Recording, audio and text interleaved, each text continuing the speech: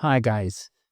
In today's video, we're exploring one of the coolest features in Adobe Illustrator, the 3D and materials tools. Whether you're creating product markups, logos, or just experimenting the creative ideas, these tools can take your designs to the next level. So let's jump right in. To access 3D and materials, let's go to Effect, and then 3D and Materials. And let's click the Extrude and Bevel option to reveal the 3D panel. Here you'll find the different object, materials, and lighting options. To demonstrate this, let's pick the rectangle tool and holding Shift, click and drag to draw a square. Now with the square selected, click the Extrude option in the panel and look at what it does to the shape. The Extrude option allows you to transform a 2D shape into a 3D object by adding depth to it, as you can see.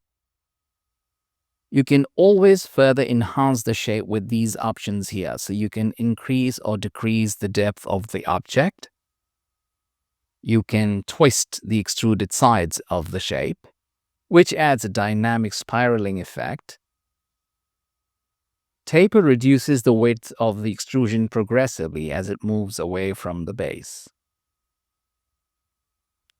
The capping option controls whether the front and back faces of the object remain solid, hollow, or decorated with bevels, significantly affecting the visual appearance and structure of the 3D shape. And then you have the different rotation presets with the X, Y, and Z sliders to rotate your object as per your requirement. The perspective slider adjusts the amount of perspective distortion applied to the 3D object. Then you can find the Materials tab, which allows you to apply realistic textures, finishes, and surface properties to 3D objects. From here, you can click to choose any material that suits your design. Here you can also find another tab that's called Graphics. The Graphics tab allows you to apply 2D artwork or patterns onto the surface of a 3D object. This feature is useful for customizing 3D shapes with images, logos, patterns, or other designs, making them more detailed and visually appealing. Let's undo this, and let's go to the Revolve tab. Once we click it, just look at what it does to our shape here. Actually, let me pick the curvature tool and draw a semicircle here. Let's increase the stroke size as well. Now, with the shape selected, when we click the Revolve option, look at what it does. So basically, the Revolve tab creates a 3D object by rotating a 2D shape around an axis. It is particularly useful for generating symmetrical, cylindrical, or rounded objects like bottles, vases, or bowls. You can then further update the angle of the revolve. You can twist and even taper the object using these options. Finally, the offset slider shifts the axis of rotation away from the edge of the 2D shape being revolved.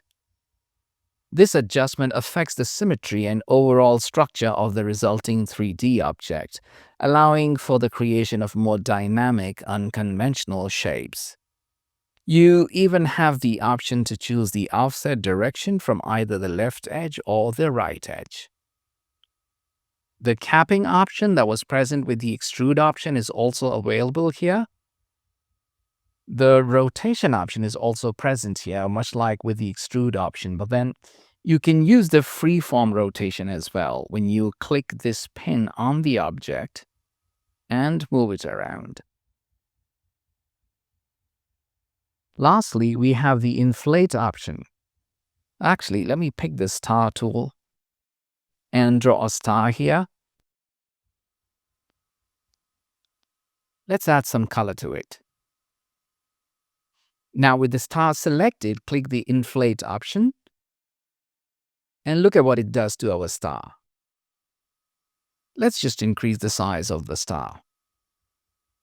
So this feature transforms a flat or slightly extruded shape into a rounded, puffed up 3D object. And then you have the rest of the options to tweak your shape, much like we did earlier with other shapes as well. We can even add some other material to our star here. Let's pick this one. Actually, let's pick the wood texture. Now you see our star has the lighting from the top right corner, as we can clearly see the shadow is towards the left bottom corner of the star. If we go to the lighting tab, we can change the lighting focus, which will then instantly reflect on our shape as per our setting. And like always, we have other settings sitting here through which we can further customize our design. And that wraps up our video on 3D and materials tools. I hope this tutorial inspires you to explore these features in your projects. If you found this helpful, don't forget to like, subscribe, and leave a comment below with your favorite 3D design. In the next video, we'll learn how to duplicate objects around the circle, so ensure not to miss it. I shall be back soon. Until then, goodbye and thanks for watching.